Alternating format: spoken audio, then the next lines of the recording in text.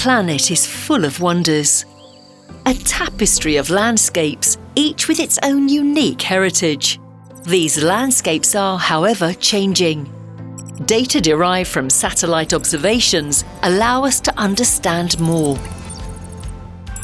From river deltas to mountain ranges, we can monitor crucial ecosystems. From coastal zones to forested areas, we can better manage our natural resources. The journey to a sustainable future also runs through urban environments, where we make informed decisions that will shape our shared future for generations to come. Copernicus Land Monitoring Service.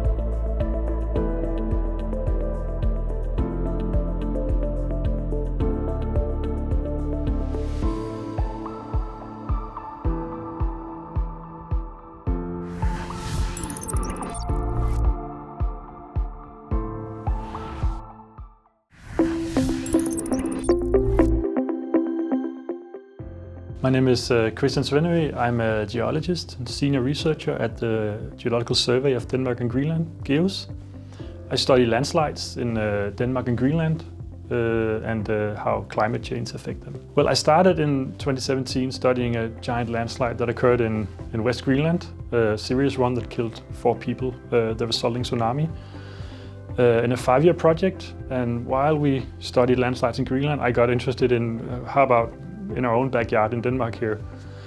I didn't think there were any, but I looked anyway in the data, and I found 1, 2, 3, and started mapping all of Denmark, and I think we're at almost 4,000 now landslides in Denmark that we have mapped. Well, I mean it is. We just didn't know about it before, and most of them are small and harmless.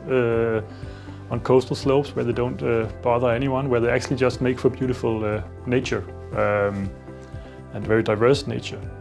But some of them are below built-up areas. Some of them have infrastructure on top, a few of them. And some of them were surprisingly large, actually. We found active landslides that are around 1 kilometer by 400 meter big chunks. That's moving by up to 5 centimeters a year. And we can monitor those using EGMS data. Well, in the Danish landslide project, it's really advanced our knowledge about some of these landslides, because before EGMS, we just knew there were landslides. We didn't know if they were active, we didn't know which part of them were moving. But then, applying EGMS, we could actually start to trace activity in the landslides, and we could see when the landslides were moving. And it became quite obvious to us, which is also known from elsewhere in the world, that these landslides react very much to wet winters. And it's interesting because in the future we'll have a lot more wet winters.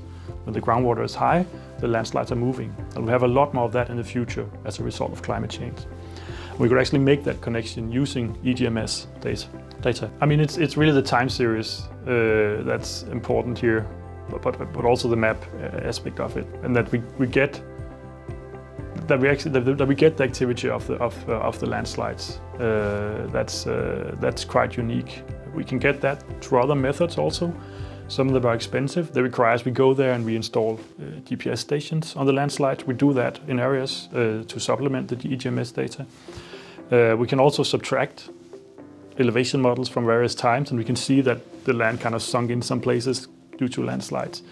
But EGMS gives the time series that makes it possible for us to clearly say that these landslides are reacting to climate change. I mean, it's a really nice product. So this is on the nice to have list. I also study landslides in Greenland. So EGMS in Greenland would be groundbreaking to have that. It's a large and complex country with a lot of terrain movement processes. I think a lot of researchers all around the world would be very interested in having that. So that would be high on my list and a lot of other people's. And then also longer time series. So now it's a running window. So you run 5 years, but we have data back to 2015. That means you could actually make a 10-year time series. That means we could start to study stuff that's moving much slower than we actually are with the 5-year interval. So actually having longer time series would be really awesome to make that available.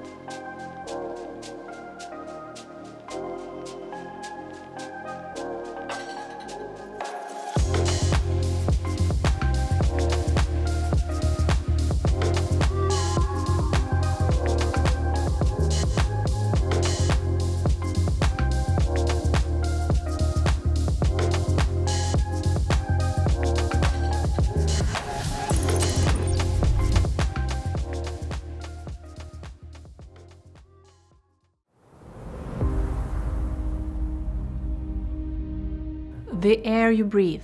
The water you drink. The food you eat.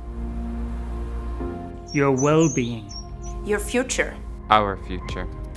All depend on the environment. We connect more than 2,500 experts In 400 institutions across 38 countries. All working for a sustainable Europe. Drawing expertise and data from across Europe. Our knowledge covers protecting and restoring nature. Tackling and adapting to climate change. Reducing pollution And its impacts on human health. reducing resource use, And building a circular economy. Understanding the sustainability challenges we face and their solutions. and assessing the state of Europe's environment. Together. Together, Together. together. we bring you the knowledge and data needed for a sustainable Europe.